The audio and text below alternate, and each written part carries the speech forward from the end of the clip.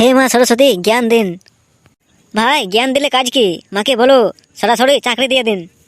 4 बार बोले हैं पढ़ने निकले वाले छात्रों को राजनीति से दूर रहना चाहिए हैं? अबे पढ़ाई लिखाई में ध्यान लगाओ, आईएएस बनो और देश को संभालो। মা সরস্বতী প্রার্থনা করছি পরীক্ষায় এমন প্রশ্ন আসুক যা আগে দেখা হয়নি। তুই আগে পড়লে না কেন? এবার পূজায় কি দিচ্ছ?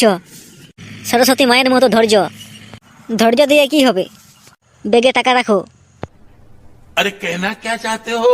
মা সরস্বতী অনেক ধন্যবাদ। কেন রে? পরীক্ষার আগে লোডশেডিং হয়ে পড়া বন্ধ রাখতে পেরেছি।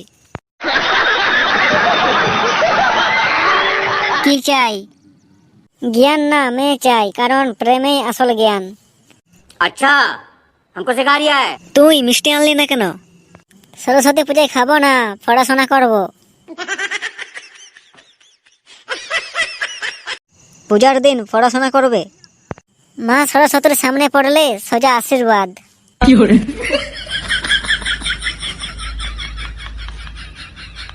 মেয়েরা সরস্বতী পূজায় এত সাজে কেন? সরস্বতী মায়ের সাথে লক্ষ্মী মায়ের মিশ্রণ হয়ে যেন লাগে।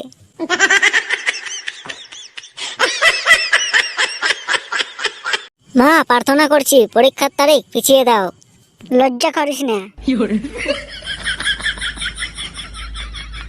পড়তে বললাম, তুই কেন ঘুমাচ্ছিস?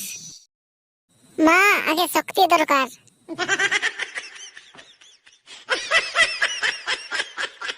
আজকের দিনটা মা সরস্বতীর জন্য। স্যার তাহলে হোমওয়ার্ক কেন?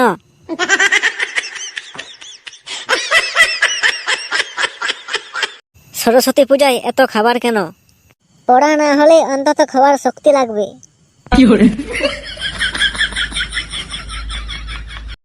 কি চাই?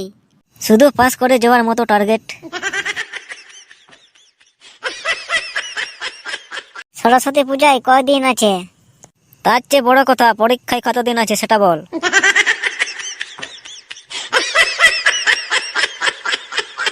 বন্ধুরা ভিডিওটা কেমন লাগলো আপনাদের মতামত জানান। আরো মজার মজার ভিডিও পেতে হলে চ্যানেলটিকে সাবস্ক্রাইব করুন, আর ভিডিও মিস না করতে হলে এই নোটিফিকেশন বেলে প্রেস করুন। তাহলে দেখা হচ্ছে পরের ভিডিওতে।